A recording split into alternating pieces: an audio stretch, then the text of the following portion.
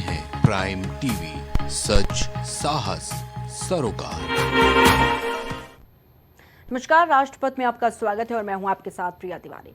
निर्माण में आए 821 करोड़ रुपए के खर्च को योगी सरकार एलडीए से वापस लेगी और इसके लिए सरकार ने एलडीए को 30 साल का समय दिया है।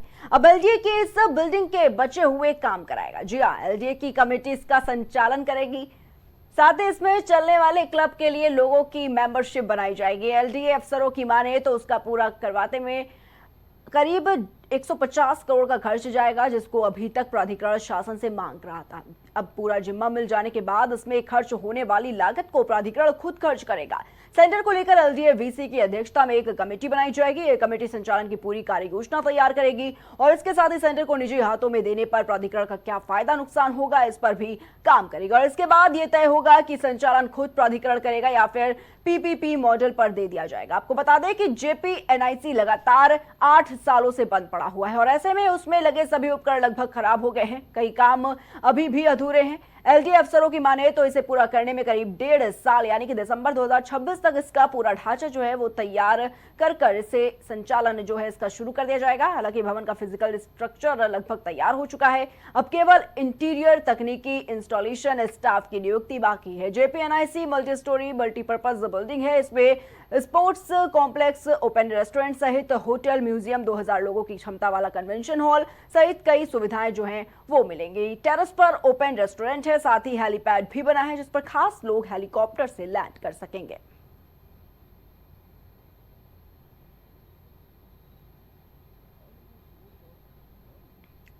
जेपीएनआईसी क्यों इतना खास है? 17 मंजिला इमारत और यहां पर 107 कमरे मिलेंगे इस बिल्डिंग में और इसी के साथ ही 2000 सीटों वाला एक बड़ा कॉन्फ्रेंस हॉल भी जेपीएनआईसी बिल्डिंग में रहेगा। तो ये बिल्डिंग काफी खास मानी जा रही है और इसी के साथ इस बिल्डिंग में जिम, स्पा, सैलून और रेस्टोरेंट भी मौजूद है। तो काफी ज्यादा खास और अहम है ये बिल्डिंग। इसी के साथ वर्ल्ड लेवल का एक स्पोर्ट्स कॉम्प्लेक्स भी जेपीएनआईसी के इस बिल्डिंग में होगा। वहीं 7 मंजिला मल्टी लेवल पार्किंग यानी कि इस बिल्डिंग में 7 मंजिल की एक मल्टी लेवल पार्किंग भी उपलब्ध है। वहीं राज्य का सबसे बड़ा ऑडिटोरियम यानी कि इस बिल्डिंग में राज्य का सबसे बड़ा एक ऑडिटोरियम भी बना हुआ है।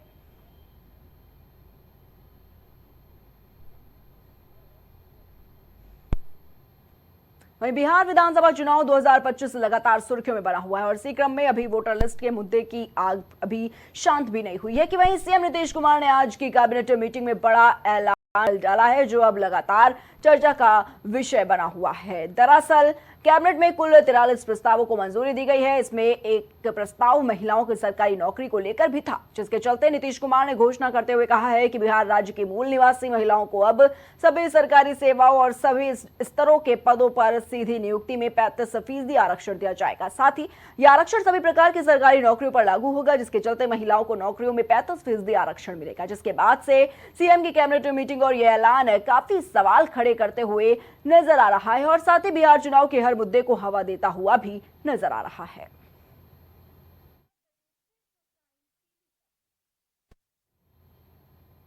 वहीं विधानसभा चुनाव को लेकर बिहार में सियासी गुड़ा गणित अपने पूरे शबाब पर है। संविधान से लेकर चुनाव आयोग की भूमिका तक को राजनीतिक नफा नुकसान के नजरिए से देखा जा रहा है। राजद की अगुवाई में जहां विपक्षी दल एकजुट होकर सत्तारूढ़ एनडीए को घेरने का कोई मौका नहीं छोड़ रहे हैं, तो वहीं सत्ता पर काबिज एनडीए चुनावी जीत के लिए अपनी सरकारी ताकत का इस्तेमाल करने में कोई गुरेज नहीं कर रहा है। और इसी क्रम में मुख्यमंत्री नीतीश कुमार ने आज हुई कैबिनेट की बैठक में युवाओं और महिलाओं को अपने पाले में करने के लिए नया दांव खेल दिया है। देखिए रिपोर्ट।